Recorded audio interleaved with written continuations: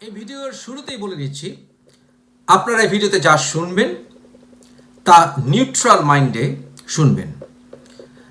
আপনারা এই ভিডিওতে যা শুনবেন তা সউদ্যোগে এইখানে থাকা জিনিসটি অর্থাৎ মগজ খাটিয়ে বিভিন্ন সোর্স থেকে চেক করে তারপরে বিশ্বাস করবেন, না হলে রিজেক্ট করবেন।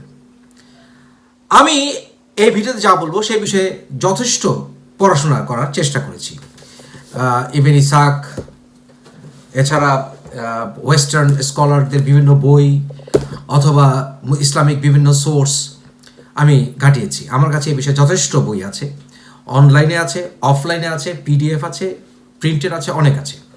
এবং সেই সবগুলো ব্যাপারে আমি নিউট্রাল মাইন্ডে গবেষণা করেছি। বাংলাদেশের রাজনীতিবিদদের মতো আচরণ করবেন না এই ভিডিও দেখার সময়। মানি না, মানবো না, হ্যান ত্যান এগুলি বলে আপনারা জয়ী হবেন না। আপনারা আমাকে বিশ্বাস করার কিছু নেই। আমি এখানে কোনো ধর্ম প্রচার করতে যাচ্ছি না। আমি নিজেকে নবী বলিনি, আমি নিজেকে আউলিয়াও বলিনি। সুতরাং আমাকে বিশ্বাসের কিছু নাই। আমি যা বলবো তথ্য, সেই তথ্যগুলো আপনারা ক্রস চেক করবেন। আপনারা বিভিন্ন আলেমদের কাছে যাবেন, আপনারা আপনাদের মোল্লাদের কাছে যাবেন, আপনি আপনাদের যারা ইউনিভার্সিটি গবেষণা করেন লাইব্রেরিতে যাবেন, অনলাইনে দেখবেন, নির্ভরযোগ্য সোর্স দেখবেন এবং ক্রস চেক করবেন আমার তথ্য সত্য কি মিথ্যা। মিথ্যা হলে যে যে অংশ মিথ্যা হবে আপনারা মনে করবেন, ত্যাগ করবেন। আমাকে ব্যক্তিগত আক্রমণ করলে বা আমাকে অপমান করলে আপনারা জয়ী হবেন না। ধরুন আপনারা আমাকে ব্যক্তিগত আক্রমণ করছেন, ব্যক্তিগত আক্রমণ করলে আমার কথা, আমার তথ্য ভুল হয়ে যাবে না। এই জিনিসটা যারা হেইট প্রিচার তারা বোঝে না। আপনাদেরকে বোঝাচ্ছি, আপনি যদি দর্শক, আপনি যদি বুদ্ধিমান হয়ে থাকেন, আপনার মাথার ভিতরে যদি একটা মগজ থাকে, আমি যা বলবো, যে তথ্য দেবো, এগুলো ক্রস চেক করবেন, খুব ভালো করে ক্রস চেক করবেন। সত্য হলে গ্রহণ করবেন, ভুল হলে রেফারেন্স সহ কমেন্ট বক্সে দেবেন। রেফারেন্স সহ। মানি না, মানবো না, বাংলাদেশি রাজনীতিবিদদের মতো আচরণ করবেন না। ব্যক্তিগত আক্রমণ করলে আপনি জয়ী হবেন না। আসসালামু আলাইকুম। আজকে মূলত হযরত মুহাম্মদ সাল্লাল্লাহু আলাইহি সাল্লাম এর জীবনীর উপরে আলোচনা করতে গিয়ে কোন কোন সোর্সের উপরে বা কোন কোন রিসার্চ ওয়ার্কের উপরে সবচেয়ে বেশি নির্ভর করা যায় সেই বিষয়ে কিছুটা আলোকপাত করব। হযরত মুহাম্মদ সাল্লাল্লাহু আলাইহি সাল্লামের জীবনী নিয়ে আসলে আলোচনা করতে গেলে মূলত যে সকল সোর্স এর উপর নির্ভর করতে হবে সেগুলো বহুবিধ। এগুলো বহু দিক থেকে দেখতে হবে। সবচাইতে প্রাথমিক সোর্স হচ্ছে আল কোরআন। কোরআন পড়লে হযরত সাল্লাল্লাহু আলাইহি সাল্লামের জীবনের অনেক দিক এমনিতেই বোঝা যায়।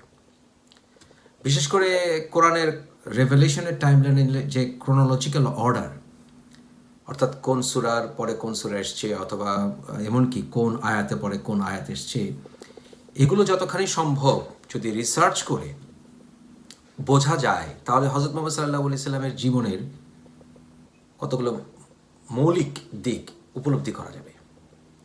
এটা হচ্ছে প্রাথমিক সোর্স এবং মোস্ট অথেন্টিক সোর্স। কিন্তু কোরআনের টাইম লাইন অর্ডার বুঝতে গেলেও আমাদেরকে বিভিন্ন বিষয়ের উপরে নির্ভর করতে হয়। এগুলো বহুবিধ। অনেকগুলো এখন আমরা যা পাই সেগুলোর সোর্স ঘাটাতে গেলে দেখা যাবে সেগুলোর ইতিহাস এক জায়গায় গিয়ে ঘোলাটে হয়ে যায়। সেটা হচ্ছে এই পেছনের শতাব্দীতে, অর্থাৎ হযরত মুহাম্মদ সাল্লাল্লাহু আলাইহি সাল্লামের মৃত্যুর প্রথম 200 বছর। সেই সময় এই ব্যাপারগুলো ঘোলাটে হয়ে যায় অনেক কারণে। বিভিন্ন যারা খলিফা ছিলেন তাদের ভিতরে বিভিন্ন দ্বন্দ্ব, যেমন ধরুন উমাইয়াদের সাথে শেষের দিকে আব্বাসীদের দ্বন্দ্ব, এমনকি উমাইয়াদের ভেতরেও দুটো ভাগে বিভক্ত। সেখানেও বিশেষ করে স্পষ্ট হয় ইয়াজিদের পরে তার ছেলে মুয়াবিয়া 2 আসার পর থেকে এই দ্বন্দ্বটি প্রকট আকার ধারণ করে, যদিও তারা মূলত আবু আল আসের বংশধর, যারা আবার আবু সুফিয়ান এবং অন্যান্য ছেলেদের মাধ্যমে এটা ছড়িয়ে গেছে। সেই দ্বন্দ্ব স্পষ্ট হতে থাকে শেষের দিকে, অর্থাৎ উমাইয়া খেলাফতের শেষের দিকে। উমাইয়াদের খলিফারা বিভিন্ন সময়ে তারা দ্বন্দ্বে যুদ্ধে উপনীত হয়েছিল আবু বকর রাজিয়াল্লাহ তাআলা আনহুর পরিবারের সাথে, আলী রাজিয়াল্লাহ তাআলা আনহু এবং তার পরিবারের সাথে, এবং অনেক ক্ষেত্রে আয়েশা রাজিয়াল্লাহ তাআলা আনহার সাথেও বিভিন্ন দ্বন্দ্বের কথা আমরা জানি। অপরদিকে ওমর রাজিয়াল্লাহ তাআলা আনহুর পরিবারের কিছুটা নিউট্রালিটি থাকলেও পরবর্তীতে বিভিন্ন বৈবাহিক সম্পর্কের মাধ্যমে সেখানে কিছুটা প্রশ্ন ওঠে। ওসমান রাদিয়াল্লাহু তাআলা আনহুর পরিবারের আসলে এক্সটেন্ডেড যারা সদস্য তারাই হচ্ছে এই উমাইয়াদ খেলাফত। এছাড়াও বিভিন্ন সময়ে বিভিন্ন গোত্র তারা ছোট ছোট প্রিন্সলি স্টেটের মতো করেছে, বিভিন্ন গভর্নররা তারা অটোনমি ঘোষণা করেছে, এবং অপরক্ষেত্রে তারাও বিভিন্ন রকম দ্বন্দ্বে উপনীত হয়েছে। অনেক ক্ষেত্রে দেখা যায় যে যারা ইসলামে ছিল অনেক ক্ষেত্রে তারা ইসলাম থেকে, বিশেষ করে বনি যারা হানিফা, তারা আলাদা করে সাম্রাজ্য প্রতিষ্ঠা করার চেষ্টা করেছে। খ্রিস্টানরা বিভিন্নভাবে চেষ্টা করেছে উমাইয়াদ খেলাফতকে বিভিন্নভাবে ইনফ্লুয়েন্স করতে। আব্বাসি খেলাফতের ভিতরেও আল মনসুরের সময় সেই ব্যাপারটি আমরা ব্যাপকভাবে লক্ষ্য করি।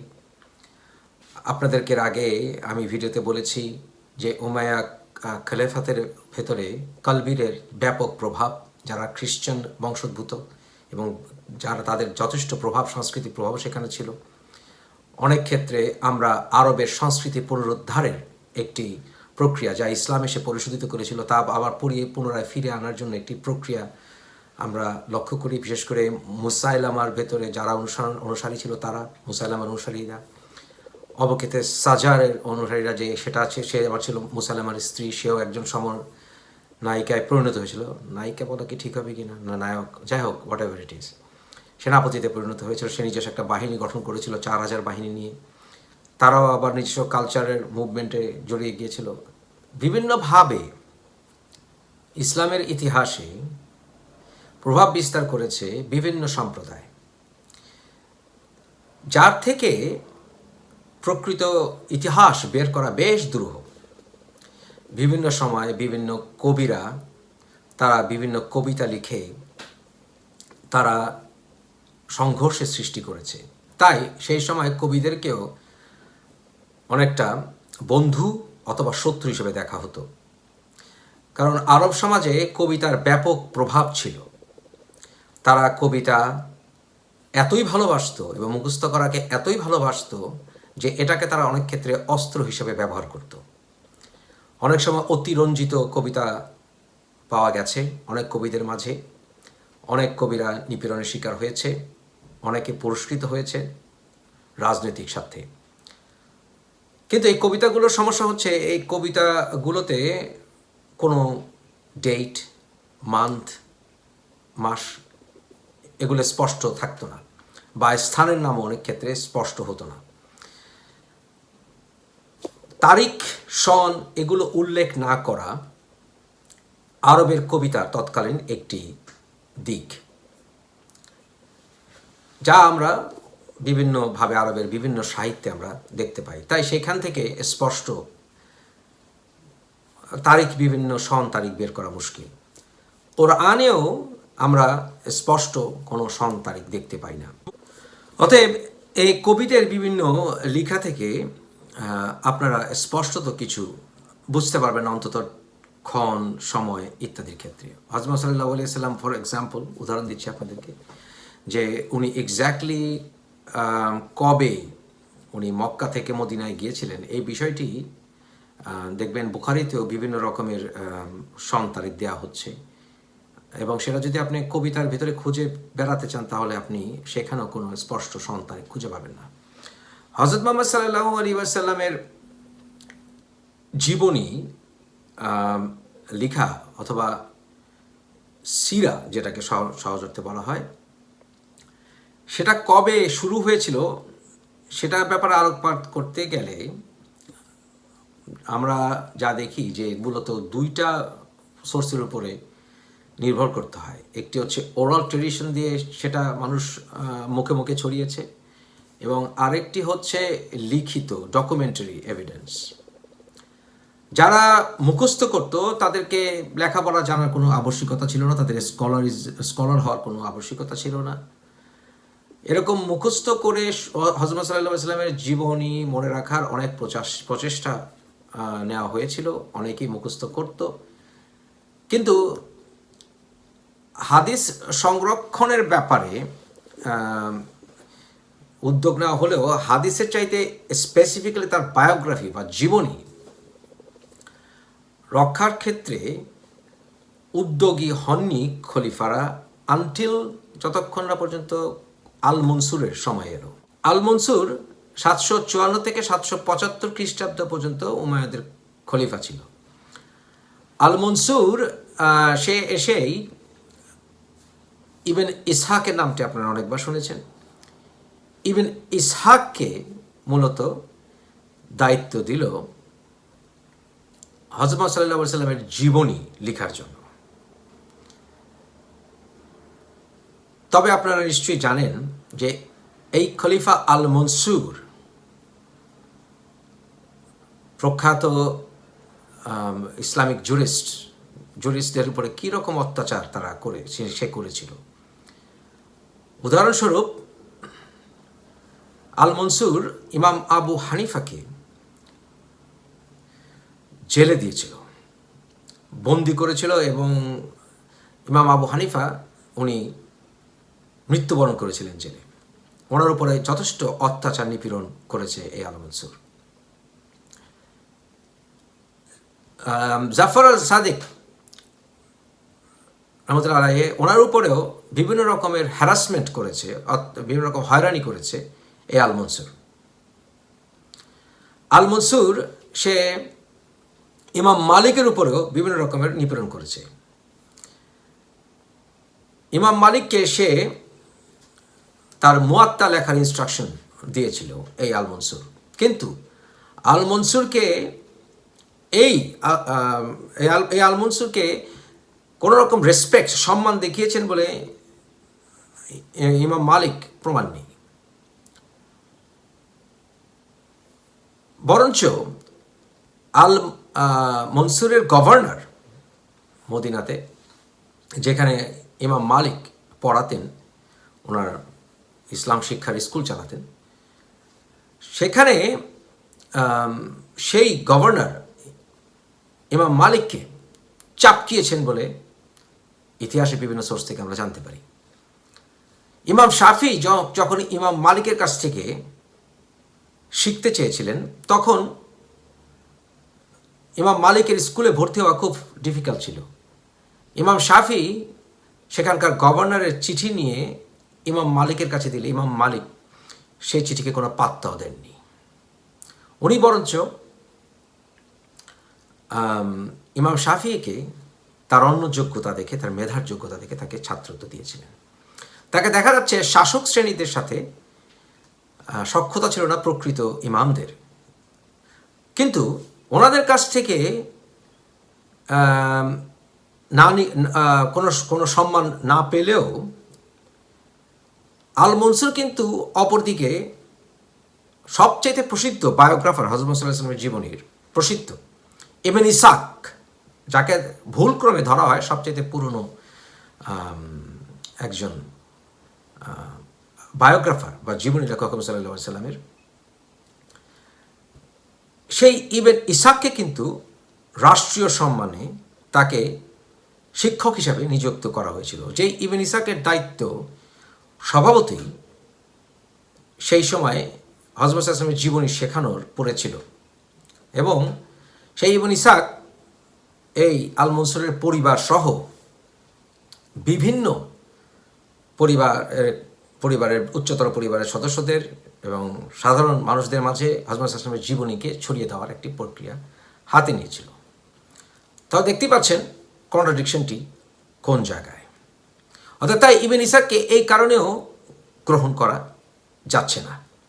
তবে ইবন ইসহাকের সময়ে এই আল মনসুর সিরিয়া খ্রিস্টানদেরকে তাদের বিভিন্ন লেখা অনুবাদ করে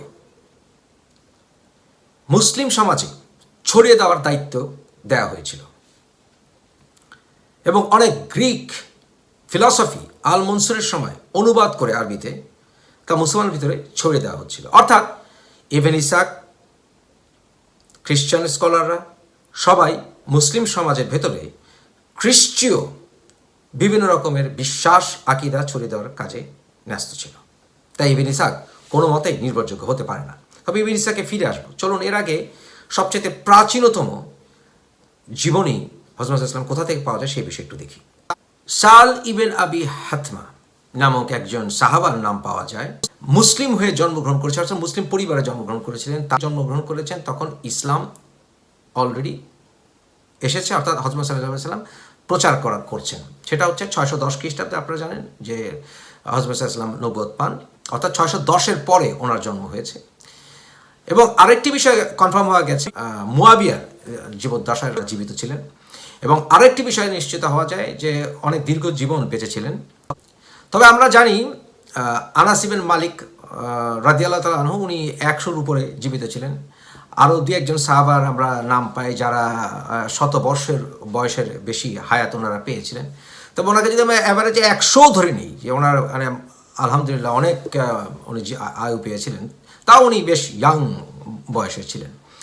তাহলে উনি স্কলার ছিলেন। সাল ইবেন আবি হাতমা, ওনার যে লেখা পাওয়া যায় এগুলো ছড়িয়ে ছিটিয়ে কিছু পাওয়া যাচ্ছে, খুবই স্বল্প সংখ্যক, খুবই সীমিত। এবং তার সিংহভাগ পাওয়া যাচ্ছে ইবেন সাদ, ইবেন ইসাক নয়, ইবেন সাদের লেখা থেকে।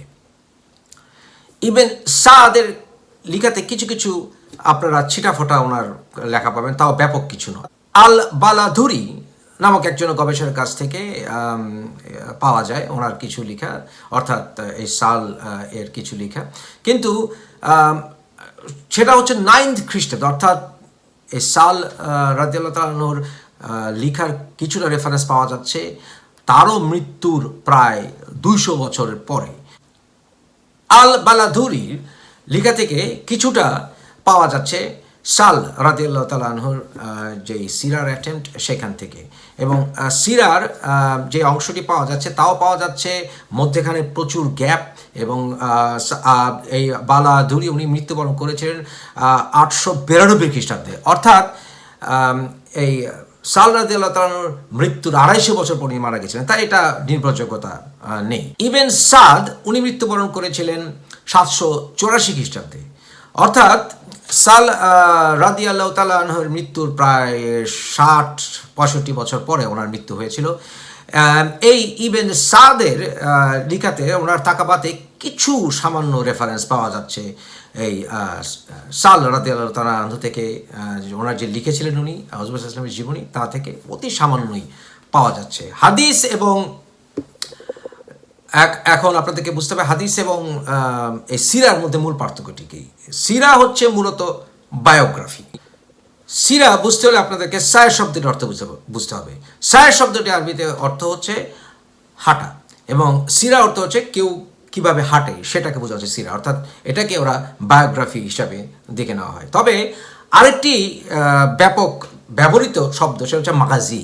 মাগাজি শব্দের অর্থ হচ্ছে যুদ্ধ কাহিনী বা যুদ্ধের ইতিহাস, এই অর্থে। অনেকেই হযরত সাল্লাল্লাহু আলাইহি ওয়াসাল্লামের জীবনী রেকর্ড করার অ্যাটেম্প্ট নিয়ে ওনারা পদক্ষেপ নিয়ে ওনারা মাগাজি লিখেছেন, অর্থাৎ হযরত সাল্লাল্লাহু আলাইহি ওয়াসাল্লামের বিভিন্ন স্ট্রাগল, জেহাদ, জীবনী, সংগ্রাম ইত্যাদি ওনারা রেকর্ড করতে গিয়ে হযরত সাল্লাল্লাহু আলাইহি ওয়াসাল্লামের অন্যান্য যারা সাহাবা ছিলেন, যারা আনসার ছিলেন, যারা মুহাজির ছিলেন, ওনাদের জীবনী বলার ক্ষেত্রে চলে এসছে, আলোচনার ক্ষেত্রে চলে এসছে, অর্থাৎ সেটা একটু ব্যাপকতর। সেই মাগাজি থেকে অনেক ক্ষেত্রে আমরা অনেক কিছু জানতে পারি, হযরত সাল্লাল্লাহু আলাইহি ওয়াসাল্লামের জীবনের অনেক কিছু জানতে পারি, কিন্তু সেগুলো নির্ভরযোগ্য কিনা। সবচাইতে গোড়ায় যদি নির্ভরযোগ্যতা না রাখা যায় তাহলে হযরত সাল্লাল্লাহু আলাইহি ওয়াসাল্লামের জীবনীর উপরে নির্ভর করাটা পরবর্তী লেখকদের সমস্যা হতে পারে, গবেষকদের সমস্যা হতে পারে।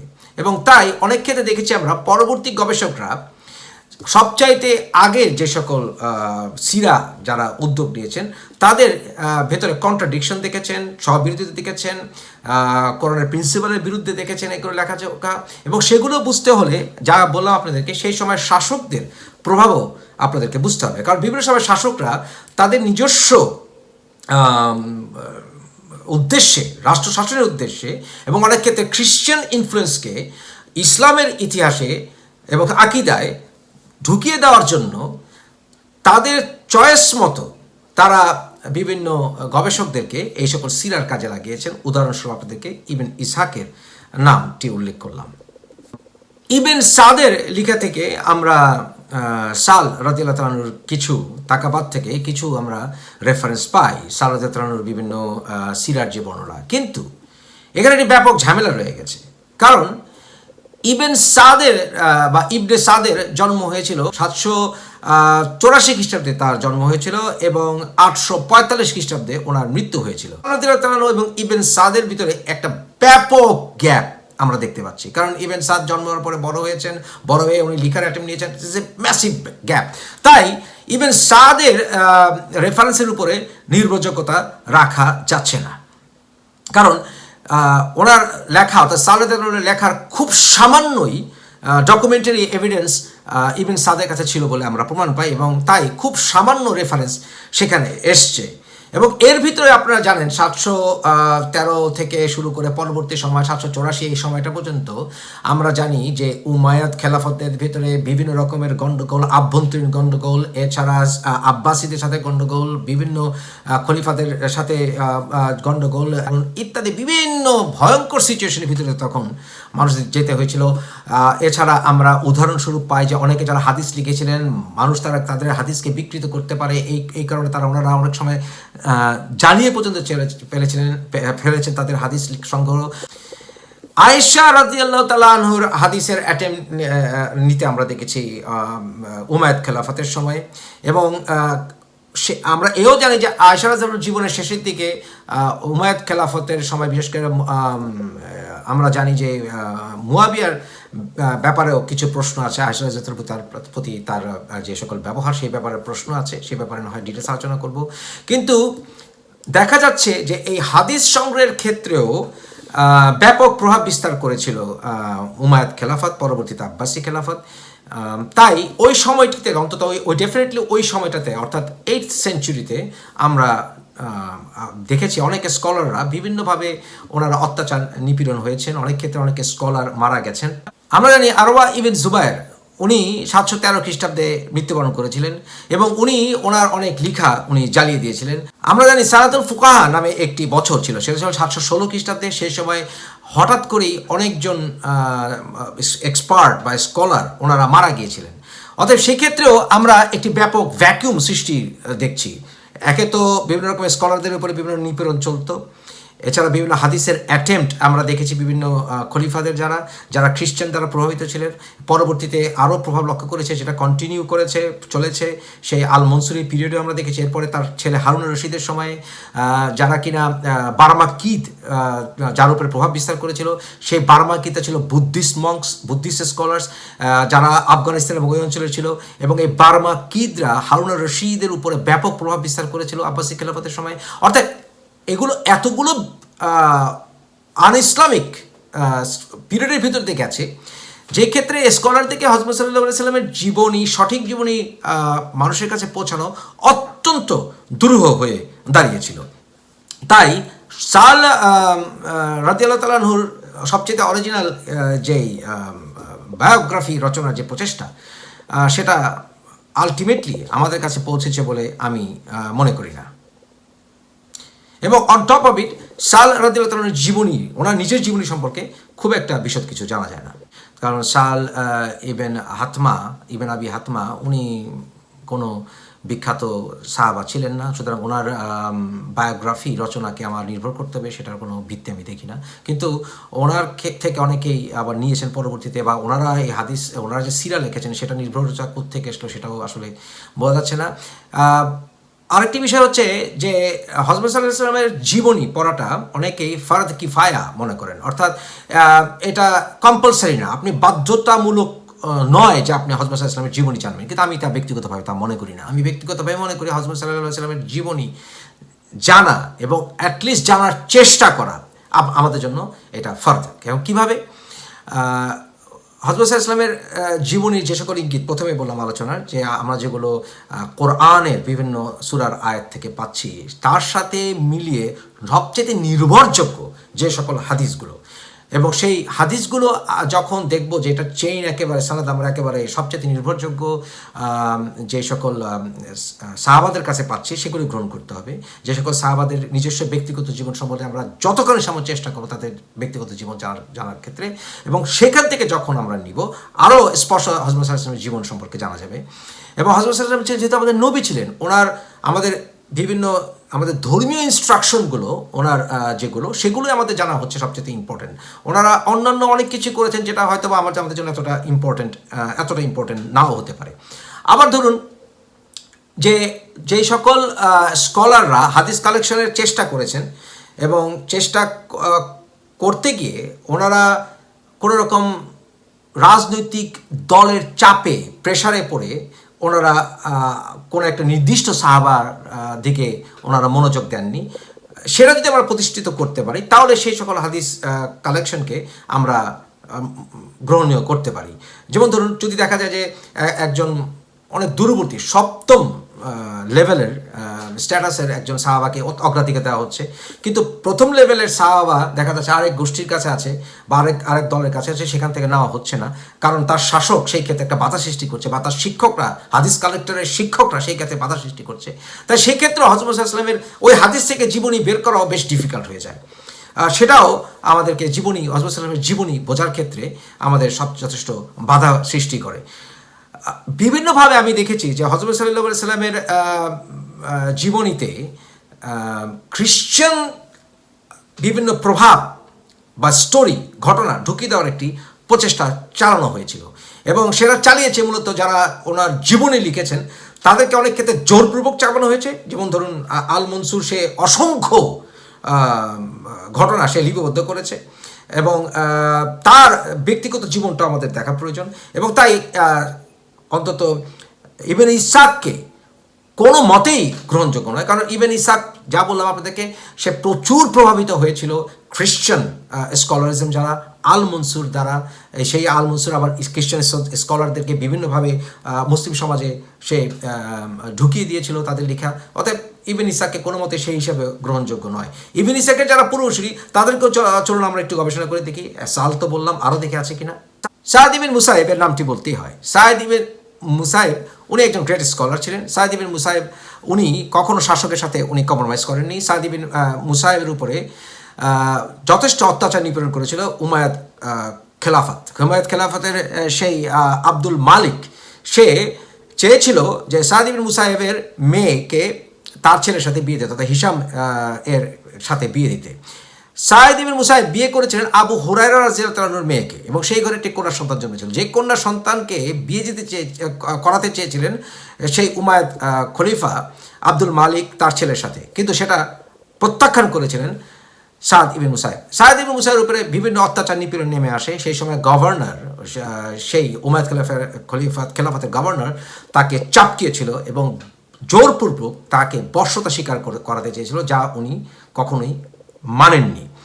এবং এই অত্যাচার নিপীড়ন চলে ওয়ালিদের ক্ষেত্রেও, অর্থাৎ সেই আব্দুল মালিকের নাতি ওয়ালিদের ক্ষেত্রেও সেই একই অত্যাচার নিপীড়নটি চলেছিল, যদিও উমায়ের এসে পরবর্তীতে সাদকে যথেষ্ট রেসপেক্ট বা সম্মান দেখেছিল। যে উমায়ের পরবর্তীতে হাদিস সংকলনের ক্ষেত্রে পদক্ষেপ নিয়েছিল, বিশেষ করে আয়েশা রাদিয়াল্লাহু আনহার কাছ থেকে হাদিসগুলো সংগ্রহ করার একটি অগ্রাধিকার দিয়েছিল। কারণ সেই সময়ে আপনারা জানেন এর মধ্যে ব্যাপক সংখ্যক হাদিস কবিতা আকারে ছড়িয়ে গিয়েছিল সেই সকল অঞ্চলে, এবং সেই সকল অঞ্চলে খ্রিস্টানদের প্রভাবও যথেষ্ট বেড়ে গিয়েছিল। সাহল ইবনে সাদ এবং ইবনে মুসাইয়েবের ছাত্র ছিল ইবনে শিহাব আল জুহরি। ইবনে শিহাব আল জুহরি সে এই উমাইয়াদ খেলাফতের সময় যথেষ্ট আদর আপ্যায়নে ছিল, এবং তার যেই অর্থাৎ এই উমাইয়াদ খেলাফতের যেই ভবিষ্যৎ শাসক আব্দুল মালিকের কাছে সে যথেষ্ট আদর আপ্যায়নে ছিল। কিন্তু আশ্চর্যজনক, আপনারা জানেন যে আব্দুল মালিক কিন্তু সেই সাঈদ ইবনে মুসাইয়েবের কাছে কোনো সম্মান পায়নি। এবং শুধু এই না, কেন সম্মান পায়নি সেটা আপনাদেরকে বুঝতে হবে। জাইনুল আবেদিন রহমতুল্লাহ আলাই, জাইনুল আবেদিন রহমতুল্লাহ আলাই ছিলেন হযরত আলী রাদিয়াল্লাহু তাআলার নাতির ঘরের ছেলে, নাতির ঘরের ছেলে, অর্থাৎ ইনি ওই আলী রাদিয়াল্লাহু তাআলার বংশ, যাকে ইমাম হিসাবে গ্রহণ করে শিয়ারা। এবং আমরাও আমাদের যেহেতু আহলুল বাইতের লাইন, আমাদেরকে অবশ্যই তাকে রেসপেক্ট করতে হবে, ভালোবাসতে হবে। শিয়া সুন্নি এগুলি দেখলে হবে না, কারণ শিয়া সুন্নি করে আমরা আলী রাদিয়াল্লাহু প্রতি ভালোবাসা, তার পরিবারের প্রতি ভালোবাসা, হযরত সাল্লাল্লাহু আলাইহি ওয়াসাল্লামের পরিবারের প্রতি, আহলুল বাইতের পরিবারের প্রতি আমাদের ভালোবাসা হারালে আমাদের চলবে না। এবং আমাদেরকে আবার শিয়াদের মতো আমরা আবার খলিফা রাশিদিনদের প্রতি সম্মান হারালেও আমাদের চলবে না। জাইনুল আবেদিন রহমতুল্লাহ আলাইহি উনি বলে গিয়েছিলেন যে ওনার জীবদ্দশায় যে ওনারা হযরত সাল্লাল্লাহু আলাইহি ওয়াসাল্লামের, অর্থাৎ উনি এবং ওনার ভাইরা আলী রাদিয়াল্লাহু এবং পরবর্তীতে ওনার হাসান হোসেন রাদিয়াল্লাহু আনহু, ওনাদের বংশের মাধ্যমে ওনারা হযরত সাল্লাল্লাহু আলাইহি ওয়াসাল্লামের জীবনী ওনারা খুব ভালোভাবে শিখতেন। কোরআন যেমন ওনারা শিখতেন, হযরত সাল্লাল্লাহু আলাইহি ওয়াসাল্লামের অথেন্টিক জীবনীও ওনারা হযরত সাল্লাল্লাহু আলাইহি ওয়াসাল্লামের পরিবার সেভাবে শিখতেন। কিন্তু জাইনুল আবেদিন রহমতুল্লাহ আলাইহিকে ২০ পারে হত্যা করেছিল এই আব্দুল মালিক। তাহলে আব্দুল মালিকের কাছে যেই স্কলার শেল্টার পাবে, তার কাছ থেকে অন্তত কোনো কিছু আমাদের নেওয়ার কোনো যুক্তিকতা থাকতে পারে না। বিশেষ করে মুসায়েব, তার প্রতি যেই মনোভাব ছিল, উমাইয়াদ খেলাফতের প্রতি যে মনোভাব ছিল, উমাইয়ের আসার আগ পর্যন্ত, সে উমাইর আসার আগ পর্যন্ত, অর্থাৎ এইখানে উমর ইবনে আব্দুল আজিজ, সেই উমর ইবনে আব্দুল আজিজ আসা পর্যন্ত তার প্রতি কোনো সম্মান দেখানো হয়নি। সুতরাং সব মিলে কোনো অবস্থাতেই আব্দুল মালিক দ্বারা প্রভাবিত কোনো ব্যক্তিকে আমরা গ্রহণ করতে পারি না। তাই আমরা এই জোহরিকে আমরা গ্রহণ করতে পারি না। কিন্তু জোহরের ছাত্র কে ছিল? জোহরের ছাত্র ছিল এই ইবন ইসহাক। ইবন ইসহাক ছিল জোহরের প্রাথমিক ছাত্র, অর্থাৎ প্রথম দিকের ছাত্র, এবং জোহরির কাছ থেকে সে অনেক কিছু শিখেছিল। তাই ইবন ইসহাককে আমরা কোনো মতেই গ্রহণ করতে পারি না। কিন্তু সাধারণ মুসলিম স্কলাররা এতটা ভাঙিয়ে আপনাদেরকে বলবেন না। কেন বলবেন না? এর জন্যই বলবেন না যে বলতে গেলে যে সকল উমাইয়াদ খলিফা, আব্বাসি খলিফা, এদের গোমরটি ফাঁস হয়ে যায়। নামটি লক্ষ্য করুন, ইবনে ইসহাক। ইবনে ইসহাক ইসহাক যে নামটি, এটা সাধারণত খ্রিস্টানরা বেশি রাখে, এবং ইসমাইল নামটি সাধারণত মুসলিমরা বেশি রাখে। ইসহাক আলাইহিসসালাম এবং ইসমাইল আলাইহিসসালাম, ওনারা দুজনই আল্লাহর নবী ছিলেন, এবং ওনাদের পিতা ইব্রাহিম আলাইহিসসালাম। ইব্রাহিম আলাইহিসসালাম উনি ওনার ছেলে, আমরা জানি, ইসমাইল আলাইহিসসালামকে কোরবানি দিতে গিয়েছিলেন, এবং অপর ক্ষেত্রে ইসহাককে কোরবানি দিতে গিয়েছিলেন বলে খ্রিস্টানরা দাবি করে। অর্থাৎ কোন ছেলেকে কোরবানি দিতে উদ্যত হয়েছিলেন ইব্রাহিম আলাইহিসসালাম, সেটা নিয়ে দ্বন্দ্ব আছে খ্রিস্টান এবং মুসলিমদের। তাই ইসহাক নামটি সাধারণত খ্রিস্টানরা বেশি রাখে, যদিও আমাদের কাছে দুজনই নবী। এবং ইসমাইল নামটি সাধারণত মুসলমানরা বেশি রাখে সংখ্যায়। তাহলে ইসহাক নামটি নিয়ে একটু গবেষণা করা যায়, অন্তত তার পরিবারের ক্ষেত্রে সত্যটি বের হয়ে আসবে আরও। যেমন ইসহাকের পরিবার এসেছিল কোত্থেকে? মোহাম্মদ ইবেন ইসহাক ইবেন ইয়াসার ইবেন খিয়ার, উনি 704 খ্রিস্টাব্দে জন্মেছিলেন এবং 767 খ্রিস্টাব্দে মৃত্যুবরণ করেছিলেন। ইবেন ইসহাক উনি জন্মেছিলেন মদিনাতে, কিন্তু ওনার গ্র্যান্ডফাদার অর্থাৎ পিতামহ উনি ছিলেন খ্রিস্টান। ইয়াসার একজন ধার্মিক খ্রিস্টান ছিলেন, কারণ ওনাকে পাওয়া গিয়েছিল একটি চার্চে, যখন কুফা এলাকা দখল করেছিলেন খালিদ বিন ওয়ালিদ রাদিয়াল্লাহু তাআলা আনহু। তো দেখা যাচ্ছে খ্রিশ্চান প্রিস্টহুডের সাথে, অর্থাৎ খ্রিস্টান যাজক শ্রেণীর সাথে এই ইবনে ইসহাকের যথেষ্ট বংশীয় সম্পর্ক রয়ে গেছে। এবং যুদ্ধবন্দী হওয়ার পরে সে ইসলাম ধর্ম গ্রহণ করে নিজের মুক্তি সে অর্জন করেছিল। এই ইয়াসার সে পরবর্তীতে নিসবাত নাম গ্রহণ করে, সে দাসত্ব থেকে মুক্তির পর সে নিসবাত নামটি গ্রহণ করে, এবং নিসবাতের 3টি ছেলে ছিল।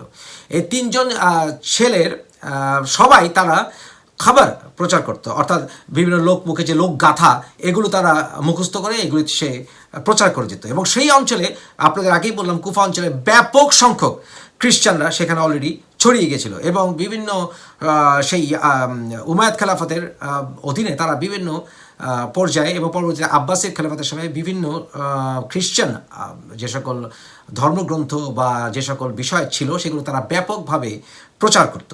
সুতরাং সেই অঞ্চলে যখন খ্রিশ্চানদের এতখানি প্রভাব ছিল, একজন খ্রিশ্চান ধর্মীয় খ্রিশ্চান যে কিনা সদ্য মুক্তপ্রাপ্ত, তার ছেলেরা যখন আকবর বা লোকগাথা ছড়াবে, সেখানে অবশ্যই খ্রিশ্চান প্রভাবটা থাকাটা খুবই স্বাভাবিক।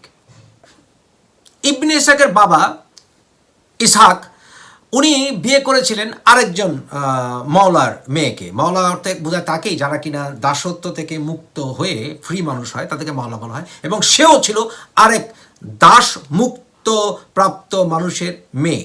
অর্থাৎ এখানে দেখা যাচ্ছে যে সেখানে সবাই তারা সামহাও ইসলামের বিরুদ্ধচারিতা করতো, এবং সেই ক্ষেত্রে সেখান থেকে এসে যেখানে মিলেছে সেখানেই জন্ম হয়েছে ইবনে ইসহাকের। অর্থাৎ ইবনে ইসহাকের পরিবারে ইসলামিক কোনো ট্রেডিশন বা কালচার ছিল না, বা ইসলামিক স্কলারিজমের কোনো প্রমাণ মেলে না, বরঞ্চ খ্রিশ্চান ইনফ্লুয়েন্স যথেষ্ট পাওয়া যায়।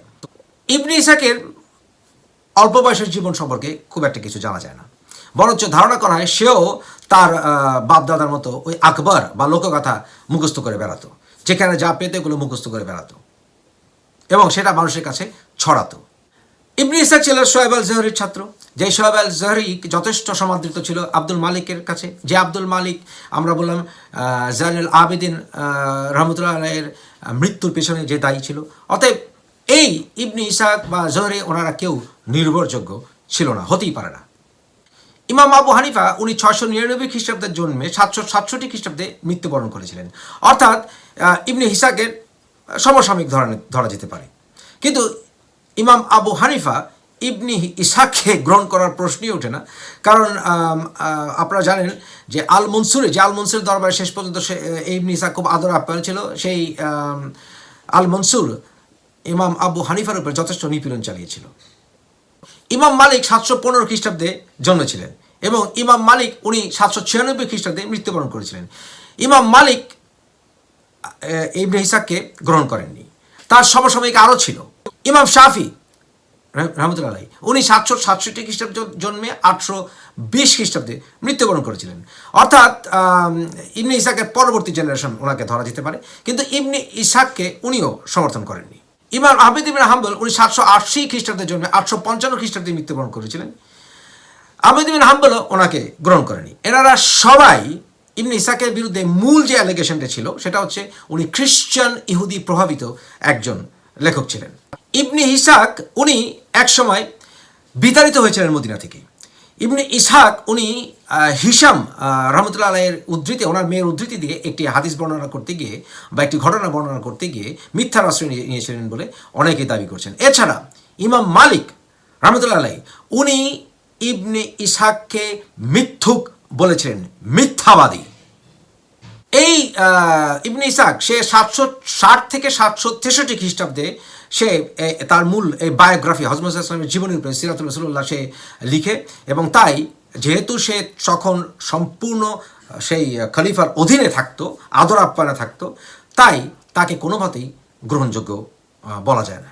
এছাড়া ইবনে ইসহাক যখন ঘটনা বর্ণনা করেছে, যে যাদের কাছ থেকে ঘটনাগুলো নিয়েছে তাদের ব্যাপারেও বিশদ কিছু সে বলেনি, বা তার সে কোনো বাছাই করেনি যে কার কাছ থেকে নেবে, কী নেবে, সে যেখানে যা পেয়েছে সেটাই সে বর্ণনা করেছে।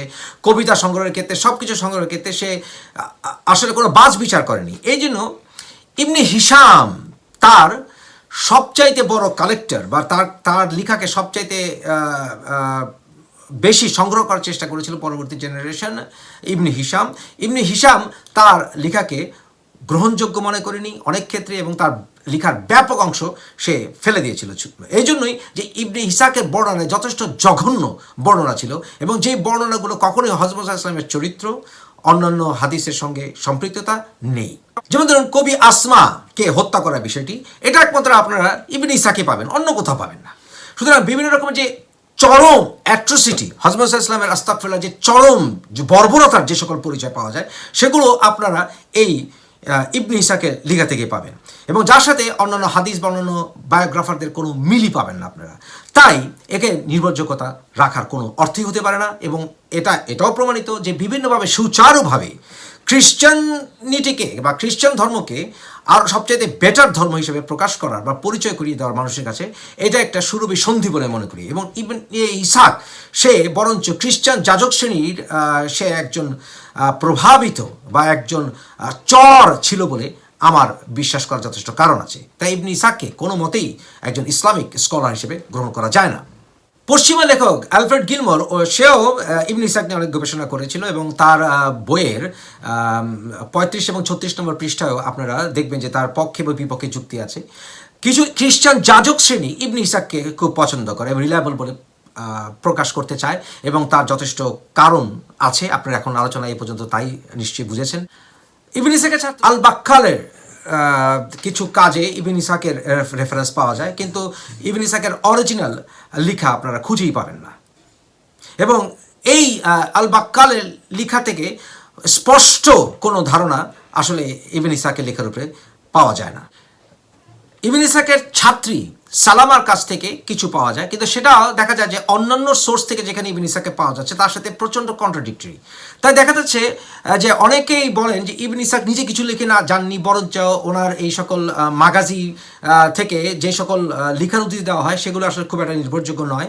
কারণ ইবনে ইসাকের যেই লেখাগুলো পাওয়া যাচ্ছে এগুলোর সংখ্যা খুবই কম, বরঞ্চ সে ছাত্রদেরকে সে ডিকটেশন দিত, এবং ছাত্রদেরকে ডিকটেশন দেওয়ার ক্ষেত্রে ছাত্রদের ভিতরে কন্ট্রাডিকশন হতো, এবং সেই কন্ট্রাডিকশন এখনও দেখা যায়। যেমন সালামার লেখার সাথে কালেকশনের সাথে অন্যান্য ইবনে ইসাকের ছাত্রদের ভিতরে যথেষ্ট কনফ্লিক্ট লক্ষ্য করা যাচ্ছে।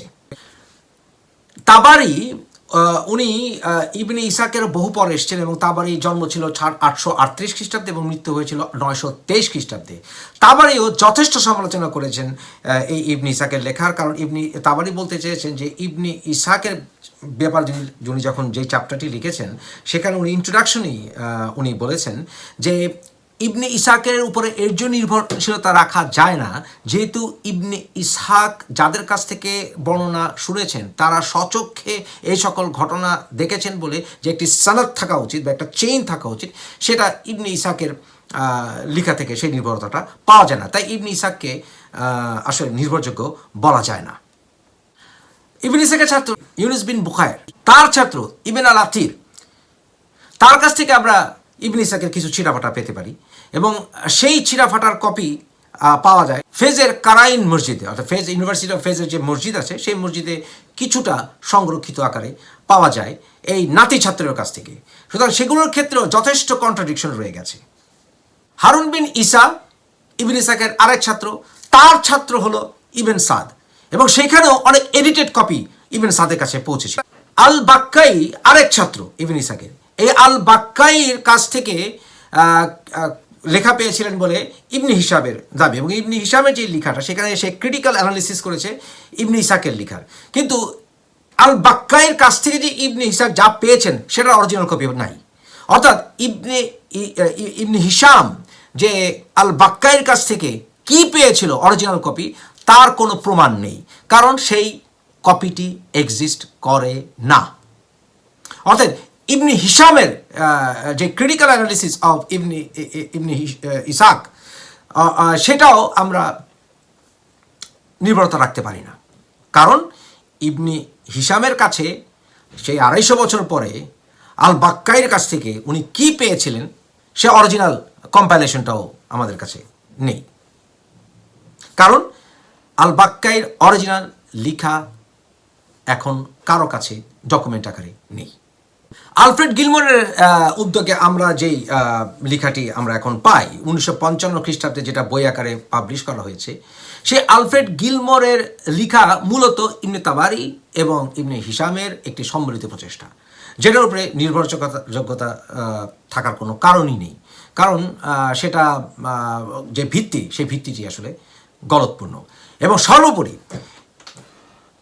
ইবনে ইসহাকের যে অরিজিনাল লেখার কিছুটা ম্যানুস্ক্রিপ্ট পাওয়া যায়, কয়েকটা পেজ, সেখানে দেখা যায় বরঞ্চ গসপেল অফ জন অর্থাৎ বাইবেল চ্যাপ্টারের গসপেল অফ জনকে সত্য হিসাবে, একটি সত্য আল্লাহর বাণী হিসাবে সেখানে তুলে ধরা হয়েছিল। অর্থাৎ সেই ক্ষেত্রেও খ্রিস্টানরা অনেক খুশি, কিন্তু মুসলমানরা সেটাকেও গ্রহণ করতে পারে না। এই জন্যই যে আমরা জানি, আমরা কোরআনে পড়েছি, যদিও ইনজিল আল্লাহর বাণী এবং সেখানে কিছু কিছু সত্য কথা আছে, কিন্তু কোনো অবস্থাতেই সেই সকল কিতাবকে এখন আর নির্ভরযোগ্য বলা যাবে না। এজন্যই না যে সেই সকল কিতাবে যথেষ্ট বানোয়াট লেখা ঝোঁকা তাদের যেই সকল পুরোহিতরা তারা সেখানে ঢুকিয়ে দিয়েছে। তাই কোনো মতেই বাইবেলকে এখন আর আল্লাহর বাণী হিসেবে গ্রহণ করা যাবে না। পুরোটা তো নাই, কিছু সেখানে আছে, সেটা অন্য কথা, কিন্তু সেটাকে নির্ভরযোগ্যতা রাখা যাবে না। একমাত্র নির্ভরযোগ্যতা রাখা যাবে আল্লাহর কোরআনের উপরে, এবং যেটা আল্লাহ রাব্বুল আলামিন রক্ষণাবেক্ষণের দায়িত্ব নিজে নিয়েছেন। অতএব সর্বোপরি ইতিহাস ঘাটে দেখা যায় যে হযরত মুহাম্মদ সাল্লাল্লাহু আলাইহি সাল্লামের জীবনীতে যে সকল ঘটনা ঘটেছে সেখানে ওনার চরিত্রের উপরে কালিমা লেপনের একটি প্রচেষ্টা প্রথম থেকেই ছিল, এবং যারা অরিজিনাল বায়োগ্রাফার ছিলেন তারা শেষ পর্যন্ত সঠিক ওনার জীবনীটি আমাদের হাতে পৌঁছে দিতে অনেক ক্ষেত্রে বিফল হয়েছেন। হাদিসের ক্ষেত্রে কিছুটা পাওয়া যাবে, কিন্তু সেই হাদিসগুলোর কোনগুলো মুতাওয়াত্তির অথবা কোনগুলো নির্ভরযোগ্য, 100% নির্ভরযোগ্য, সেগুলো ঘাটতে হলেও আমাদেরকে ব্যাপক পরিশ্রম করতে হবে, বিভিন্ন সাহাবাদের জীবন জানতে হবে, ওই সঙ্গে পলিটিক্যাল হিস্ট্রি জানতে হবে, ইত্যাদি ইত্যাদি।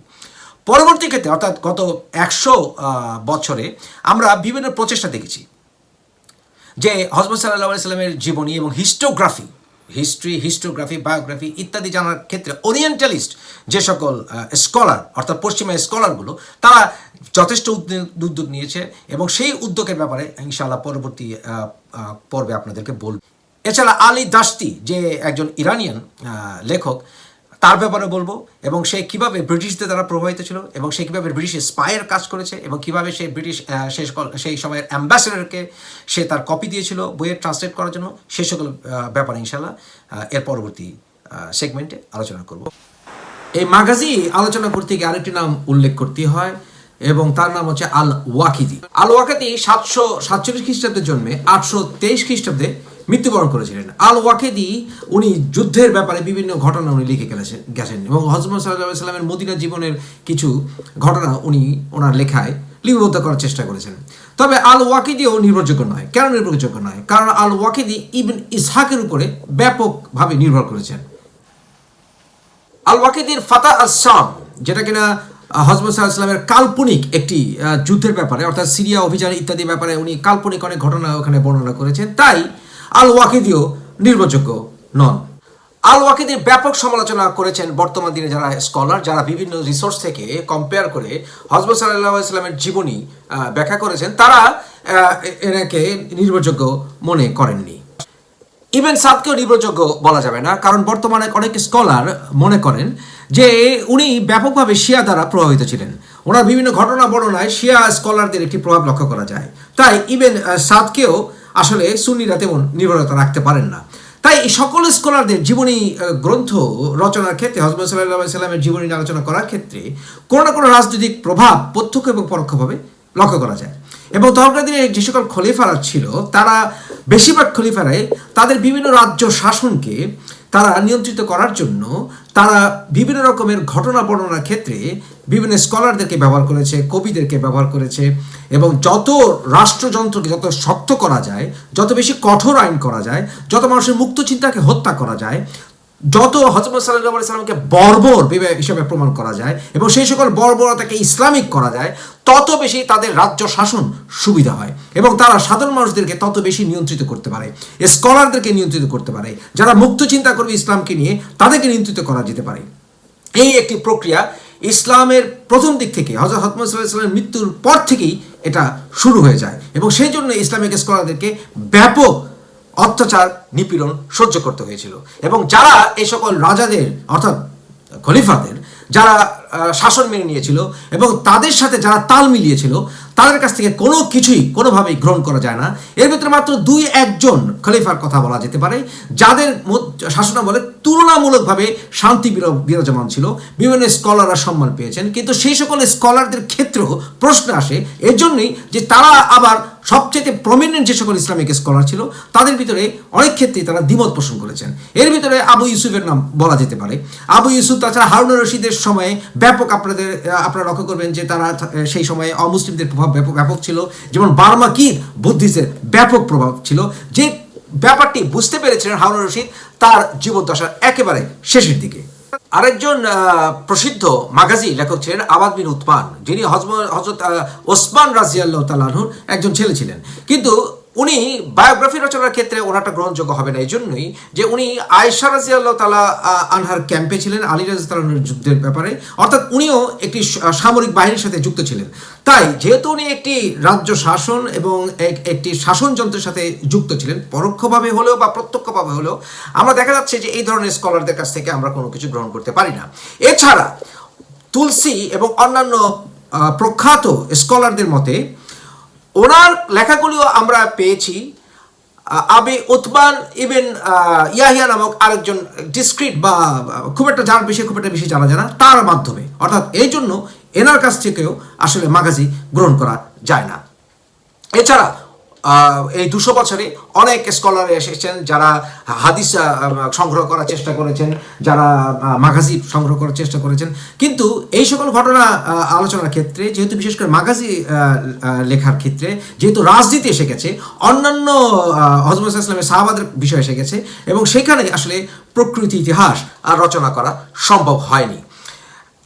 হাদিসের ব্যাপারটি কোন এক পর্বে ভবিষ্যতে ইনশাআল্লাহ আরও ডিটেলস আলোচনা করব। জীবনী রচনার ক্ষেত্রে বা ঘটনা বর্ণনার ক্ষেত্রে, এমনকি মাগাজি বর্ণনার ক্ষেত্রে হাসান ইবেন থাবিত নামক বিভিন্ন সাহাবাদের উপর নির্ভর করা হয়েছে। কিন্তু ফর এক্সাম্পল হাসান ইবেন থাবিতের উপর ব্যাপক প্রভাব লক্ষ্য করা হাসান ইবেন থাবিতের থেকে ব্যাপক প্রভাব লক্ষ্য করা যায়। কিন্তু হাসান ইবেন থাবিতের অনেক কবিতা অনেক সময় সমাদৃত হয়েছিল, কিন্তু সেইখানেও সেই কবিতাগুলোতেও কোনো ডিটেলস ডেট সং তারিখ কিছু নেই। আয়েশা রাদিয়াল্লাহু তাআলা আনহার বিরুদ্ধে যে অ্যালিগেশন আনা হয়েছিল সেটা যে ভিত্তিহীন ছিল তা 99% সাহাবারা একমত ছিলেন, এবং এই ব্যাপারটি যেহেতু ফয়সালা হয়েছিল একটা মিথ্যা ঘটনা হিসেবে, তাই এই মিথ্যা ঘটনার ক্ষেত্রে যারা নেগেটিভ সাইডে ছিল, অর্থাৎ যারা অধিকাংশ সাহাবাদের প্রায় সকল সাহাবাদের বিপক্ষে ছিলেন, আমি তার কাছ থেকে কোনো কিছু গ্রহণ করার পক্ষে নই।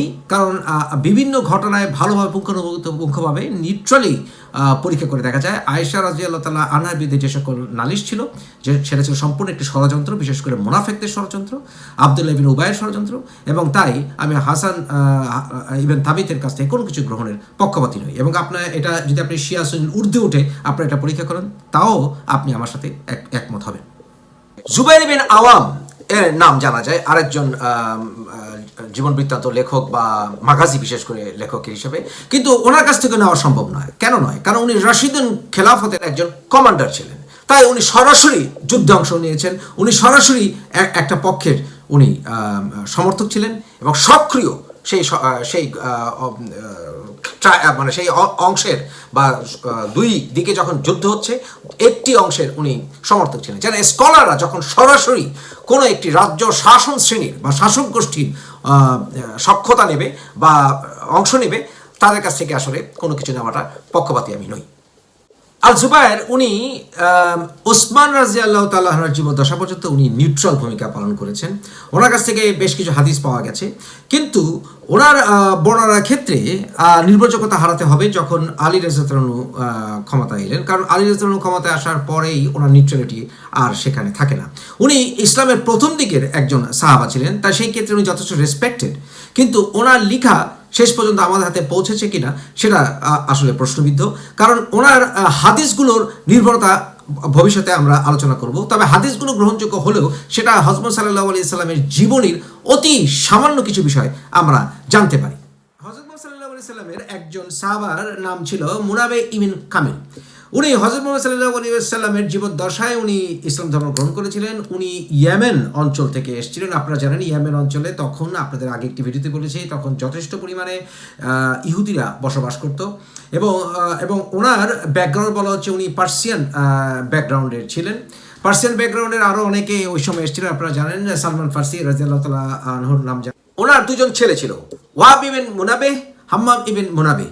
হাম্মাম ইবনে মুনাবিহ উনি সবচাইতে প্রাচীন হাদিস কালেকশনের উদ্যোগটি নিয়েছিলেন এবং হাম্মাম ইবনে মুনাবি উনি হাদিস সংগ্রহ করেছিলেন এবং হাদিস সংগ্রহ করে যা লিখেছিলেন সেখানে ওনার ভাই ওয়াহাব ইবনে মুনাবির হাদিসও উনি ওখানে ওনার সংগৃহীত হাদিস এবং লেখাও উনি ওখানে ইনক্লুড করেছিলেন। এবং অর্থাৎ হাম্মাম ইবনে মুনাবির হাদিসই সবচেয়ে প্রাচীন হাদিস সংকলন হিসাবে বা কম্পাইলেশন হিসাবে গ্রহণ করা হয়। হাম্মাম ইবনে মুনাবি ওনার হাদিস কালেকশন এখন আহমেদ ইবনে হাম্বলের হাদিস কালেকশনের ভিতরে ইনক্লুড করা হয়েছে এবং এটাকেই ধরা যেতে পারে সবচাইতে প্রাচীনতম কোডিফাইড হাদিস কালেকশনের একটি প্রচেষ্টা। এবং এখান থেকে কিছু নির্ভরযোগ্য ইতিহাস পাওয়া যেতে পারে, কিন্তু সেটাও আসলে পরীক্ষণীয়, কারণ আহমেদ ইবনে হাম্বলের এই কালেকশনের ভেতরে যেখান থেকে এসছে সোর্স সেগুলো আমাদের ভবিষ্যতে যখন হাদিস আলোচনা করব সেটা আমরা দেখব, কিন্তু এগুলো আসলে বায়োগ্রাফি নয়, এটাকে মাগাজিও বলা যাবে না। এবং এখান থেকে আমরা আর্লিয়েস্ট হাদিস কালেকশনের উদ্যোগে কিছু ইতিহাস আমরা পেতে পারি এবং সেটাকে শাফিয়া হাম্মাম ইবনে মুনাবি হিসাবে পরিগণিত হচ্ছে। এবং সেটা আমরা যাই বললাম যে আহমেদ ইবনে হাম্বলের হাদিস কালেকশনে আমরা যেমন মুসনাদ ইবনে হাম্বলে আমরা দেখতে পাবো। ভবিষ্যতে এই বিষয়ে ডিটেলস আলোচিত হবে ইনশাআল্লাহ। চলুন এখন আপনাদেরকে আরেকটি ভয়ঙ্কর ইতিহাস বলি। সেটা হচ্ছে এই হাম্মাম ইবনে মুনাবির ভাই হচ্ছে ওয়াহাব ইবনে মুনাবি এবং এই ওয়াহাব ইবনে মুনাবি ছিলেন ইবনে মালিক রাদিয়াল্লাহু তাআলা আনহুর ছাত্র। কিন্তু ভয়ঙ্কর দিকটি কোনটি? এই হাম্মাম ইবনে মুনাবি এবং ওয়াহাব ইবনে মুনাবি তা এই দুই ভাই কোন গোত্রের ছিলেন? ওয়াহাব ইবনে মুনাবি সম্পর্কে একটু বেশি জানা যায়। ওয়াহাব ইবনে মুনাবি উনি জন্মগ্রহণ করেছিলেন 655 খ্রিস্টাব্দে, অর্থাৎ হযরত মুহাম্মদ সাল্লাল্লাহু আলাইহি সাল্লামের মৃত্যুর 23 বছর পরে, এবং উনি 725 খ্রিস্টাব্দে মৃত্যুবরণ করেছিলেন। ওনারা কারা ছিলেন? ওনারা গোত্রের পরিচয় কি ওনাদের? উনি ওনার বাবার তরফ থেকে আল আবনা গোত্রে ছিলেন। আল আবনা ছিল জোরাস্ট্রিয়ান, যারা কিনা পারস্য এবং অঞ্চলে জোরাস্ট্রিয়ান ছিল, এবং যারা অগ্নি উপাসক তাদেরকে জোরাস্ট্রিয়ান বলা হয়। এবং অপরদিকে ওনার মার বংশগত দিক থেকে উনি আল হিমারাইত গোত্রে ছিলেন। আল হিমারাইত কারা? আল হিমারাইত ছিল জুইশ, এবং তারা অরিজিনালি ছিল ওই রোমান বংশোদ্ভূত খ্রিস্টান, এবং পরবর্তীতে তারা জিউইশ হয়ে যায়। অর্থাৎ এই গোত্রগুলো জিউইশ জোরাস্ট্রিয়ান এর মিশ্রণ। তাহলে ওনাদের জীবনে কি দেখা যায়? এখন ওনার ভাই ছিলেন, অর্থাৎ হাম্মাম ইবনে মুনাবি, উনি ছিলেন আবু হুরায়রা রাদিয়াল্লাহু তাআলা আনহুর ছাত্র। কিন্তু ভয়ঙ্কর দিকটা আরও অন্য জায়গায়, সেটা হচ্ছে ওনার লিখনিতে, ওনার হাদিস সংগ্রহে ব্যাপক জিউইশ প্রভাব পরিলক্ষিত হয়। ওনার প্রধানত 3টি বই, কিসাস আল আম্বিয়া অর্থাৎ স্টোরি অফ দ্য প্রফেটস, আরেকটি হলো কিতাব আল ইসরাইলিয়াত অর্থাৎ ইসরায়েলিদের গ্রন্থ বা বই, এবং সর্বশ্রেষ্ঠ হচ্ছে হাজি খালফা। এই 3টি বই, এর ভিতরে দ্বিতীয় বইটি অর্থাৎ বুক অফ দ্য ইসরায়েলিস এটা খুঁজে পাওয়া যাবে না, কিন্তু বাকিগুলো পাওয়া যায়, এবং বাকিগুলোতে ব্যাপক ইহুদি গল্প, ইহুদি নবীদের স্টাইলের যে সকল গল্প যেগুলো আমাদের কোরআনে নেই, আমরা কোনো বর্ণনা ইসলামিক কোনো সোর্সে পাই না, এই ইহুদি গল্পগুলো ইসলামিক আদলে ঢুকিয়ে দেওয়া হয়েছে, ইসলামের ইতিহাসে বিশেষ করে হাদিসে ঢুকিয়ে দেওয়া হয়েছে। প্রমাণস্বরূপ ওনার লেখাতে বিভিন্ন বাইবেলে যে সকল নামগুলো ব্যবহার করা হয়েছে সেগুলো ওনার লেখার ভিতরে ব্যবহার করা হয়েছে, এবং সেগুলো তাবারি এবং অন্যান্য স্কলাররা গ্রহণ করেছেন। তাবারি, মাসুদি, আব্বাস, আল খাবার, ওনারা সবাই এনার লেখাগুলো যে ওনাদের বিভিন্ন লেখার ভিতরে ঢুকিয়ে দিয়েছেন। এমনকি এই ওয়াহাব ইবনে মুনাবি ওনার লেখা গ্রহণ করেছেন ওনার ভাই হাম্মাম ইবনে মুনাবি, এবং হাম্মাম ইবনে মুনাবির লেখা আবার গ্রহণ করেছেন আহমেদ ইবনে হাম্বল। তার একটি ওনার বুক কালেকশনে একটি চ্যাপ্টারই আছে সাইফা ইবনে মুনাবির হাদিসগুলোর। অতএব আপনারাই আমাকে বলুন এই ঘটনাগুলো কিভাবে আমরা নির্ভরযোগ্যতা আনতে পারি। তাই এই বিষয়গুলোতেও আমাদের খেয়াল রাখতে হবে। হযরত সাল্লাল্লাহু আলাইহি সাল্লামের প্রকৃত ইতিহাস জীবনী জানাটা এর জন্যই দুষ্কর হয়ে দাঁড়িয়েছে। তাই বিভিন্ন সাহাবাদের, তাবেঈনদের ইতিহাস পুঙ্খানুপুঙ্খভাবে আপনারা না জানলে প্রকৃত ইতিহাস এবং প্রকৃত হযরত মুহাম্মদ সাল্লাল্লাহু আলাইহি ওয়াসাল্লামের প্রকৃত চরিত্র, আপনারা সুন্দর চরিত্র, শ্রেষ্ঠ চরিত্র আপনারা বুঝতে পারবেন না। আমার জন্য দোয়া করবেন। আমি এই প্রচেষ্টা নেমেছি, আল্লাহ যেন আমার এবং আমাদের সবার সহায়ক হন। সাথেই থাকুন। ধন্যবাদ। আল্লাহ আমাদেরকে সত্য উদ্ঘাটনের পথে সহায়তা করুন। আমিন সুম্মা আমিন। জাযাকাল্লাহু খাইরান। আসসালামু আলাইকুম ওয়া রাহমাতুল্লাহি ওয়া বারাকাতুহু।